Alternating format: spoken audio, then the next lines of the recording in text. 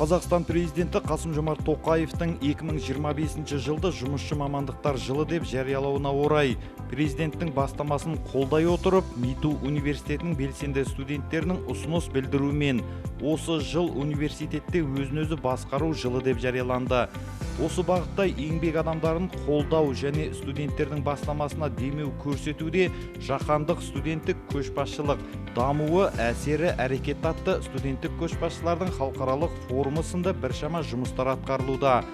Халықаралық байланысы нығайып келе жатқан оқу ордасында Египет, Моңғолия, Қытай, Түркия, Ресей, Марокко, Өзбекстан, Қырғызстан және тағы да басқа әлемнің 15 елінен келген шетел студенттері білім алуда. Халықаралық байланысты нығайтуда, студенттерге заманауи білім беруде, еліміздің жастарына университет қабырғасында білім ала жүріп, қоғамдық жұмыстарға етене атсалысу, көшбасшы болу, ел дамуына үлес қосатын тұлға болып қалыптасу жолында оқу ордасы тарапынан үнемі қолдау көрсетіледі. Қазақстан Республикасының президенті Қасым-Жомарт Тоқаев 2025 жылды жұмысшы мамандықтар жылы деп жариялады. Құрметті студенттер, әрбір жасалған еңбектің ешбір жаманы жоқ. Оған тек қана бүгінгі таңда біздің негізгі еңбегіміз бұл сапалы білім алу және ертең болашағымызға фундаментті бүгін жоғарғы білім саласында жүріп құю болып табылады.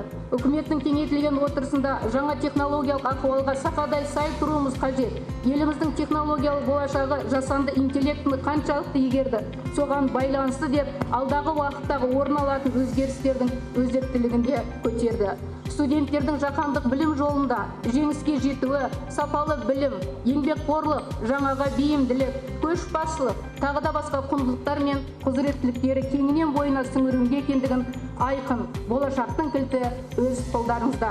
Құрметті студенттер, өздеріңіз білесіздер, студенттік өзін-өзі басқару бұл орта ғасырда Болон университетінде Италияда өмірге келген болатын, одан кейін Францияда, одан кейін өздеріңіз білесіздер, бізде Қазақстанда өте қарқынды дамыған жылдары бұл ғасыр 20 ғасырда. Міне осы кездегі студенттік өзін-өзі басқарудың басында тұрған біршама өкілдеріміз, қайраткерлеріміз бүгінде еліміздің дамуына үлкен үлестерін қосып еңбек етуде.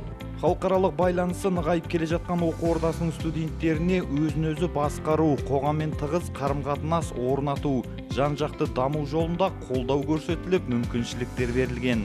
Үлкен мүмкіншіліктер жасалып отыр, расымен де ол енді қазіргі кезде жастар оқу бітіргеннен қайда барарын білмейді, кейде жұмысқа орналасудың өзі қиындыққа туып жатады. Соның алдын алу мақсатында өздерінің ішінде жатқан жаңағы бір ұйымдастырушылық қасиеттері болмаса басқа бір бағытта болсын өздерін көрсетуге үлкен мүмкіндік. Қазақстан Республикасында ғана емес, басқа мемлекеттерден де шақыртулар бар. Университет жылына бізде осы көктем айында студенттерді шетелге жіберіп, жаңағы тәжірибе алып келуге жіберіп жатамыз. Сапалы білім арқылы университет студенттерінің жеткен жетістіктері көп. Оқу ордасының түлектеріне шетелдік жұмыс берушілер де қызығушылық танытып отыр. Форум біз үшін үлкен мүмкіндік деп санаймын. Осындай үлкен іс-шара университеттің қабырғасында өткені университеттің білім және ғылымға студенттің жарқын болашағына ерекше көңіл бөлінетін белгісі деп санаймын. МИТУ университетінде оқып, шетелдік өндірістік практикаға өтуге мүмкіндік алғанмын. Өзімнің оқу үлгерімі арқылы, ғылымда жетістіктерім арқылы президенттік шәкірттік ақыға егер болдым. Және бірақ ең маңыздысы жақында шетелдік жұмыс берушіден жұмысқа шақыру алдым. Осының барлығы біздің университетіміздің студенттері қолдау, білім жағынан қолдауының нәтижесі деп санаймын. Алғыр студенттердің өздерінің бастамасымен жарық көрген университет өмірінен ақпарат тарататын, әр студенттің жетістігін жариялап, ынтасын оятатын МИТУ Лайф журналы жарыққа шығады. Бұл жолда да білімді де белсенді жастар тынбай еңбек етуде.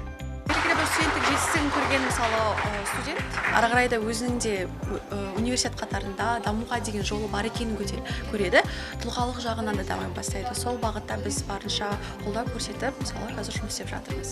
Студенттердің қазіргі таңдағы мысалы белсенділігі қоғамдық ұйымдарда қандай жұмыс атқарылып жатыр, қандай да бір іс-шаралар бойынша мысалы бізде 5 білім беру бағыт бар бізде, сол бағыттар бойынша мақалаларын ұсынады, соны жариялап көрсетеміз журналдарда. Студенттердің игілігіне ұйымдастырылған халықаралық форумда білімгерлер үшін іске қосылған игі бастамалардан бөлек үздік студенттерді марапаттау, арнайы стипендиялар тағайындау, жұмыс берушілер тарапынан жаңа жұмыс орындарына шақыру салтанатты шарасы орын алды. МИТУ университетінің 10-нан аса үздік студенттеріне кәсіпорындар жұмысқа шақыру сертификаттармен марапаттап, арнайы тағайындалған атаулы шәкіртақыларын табыстады. Айдос қызы.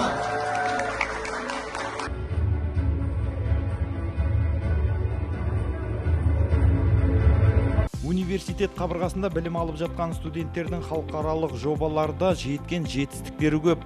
Бағдарламалық инженерия кафедрасы, робототехника және бағдарламалау клубындағы роботтарының жұмысын ерекше айтуға болады. Ауыз қалай? Программасын бәрі, да? Мұны шапалқа қояды. Программасын бәрін жасап жатқан профессор Ибраевпен бірге біз өзіміздің студентте, бұл да мына клубта. Осындай керемет роботымыз бұл жерде тағы да бізде жасап жатқан алгоритмдарымызды, әдістеріміздің бәрін отработка жасап алуға өзіміздің робот дайын болғанға дейін сатып алған, Қытайдан сатып алған роботымыз. Өзіміздің роботтың қазір электроника жағы, программалық жағы бәрі дайын. Енді корпусын заказ беріп қойғанбыз, корпусы мен моторчиктер. Соларды күтіп отырмыз. Иә. Пару іздеу операцияларын аламыз. Одан кейін мына Америкадағы Техас A&M университетінің профессоры Изуру Бодагемен бірігіп коллаборативті роботтардың алгоритмдерін жасап жатырмыз. Сондай-ақ 3D модельдеу зертханасында жасалған анимациялық мультфильмдер, тағам өндірісінің техникасы және технологиясы кафедрасының студенттері ерекше мәзірде дайындаған дәмі тіл үйрер балмұздақтар, биохимиялық инженерия кафедрасының инженериядағы смарт технологиялар кафедрасы студенттерінің ақылды шлагбаум жобасын, экономика және бизнес кафедрасының білімгерлерінің сұранысқа ие мобильдік қосымшаларын, МИТУ колледжі студенттерінің де өз жұмыстарын мақтанышпен айтуға болады. В вузах других экономика десерт, а здесь информационная инновация.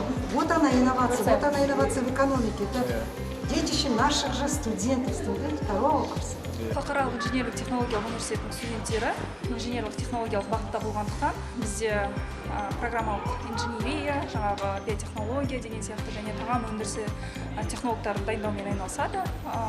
Әрбір студент өзінің жұмыстарын, өзінің қалаған жұмысын осы зертханаларда бізде жасай алады. Біздің өзіміздің тағам өндірісі технологиясы және инженеринг кафедрасының студенттері тағам өндірісі зертханаларында дәстүрлі емес сүт шикізаттарынан және де балмұздақты жасау және де басқа да сүт өнімдерінен, бие сүтінен, түйе сүтінен деген сияқты сиыр сүтінен араластырып жаңағы балмұздақ өнімін жасайды. Және де нан тоқаш өнімдерін глютенсіз ұнды қолдану арқылы нан тоқаш өнімдерін жасайды. Бұлар жаңағы қазіргі таңдағы адам денсаулығына емдік профилактикалық көмек ретінде жасалынып жатқан жоба болып табылады.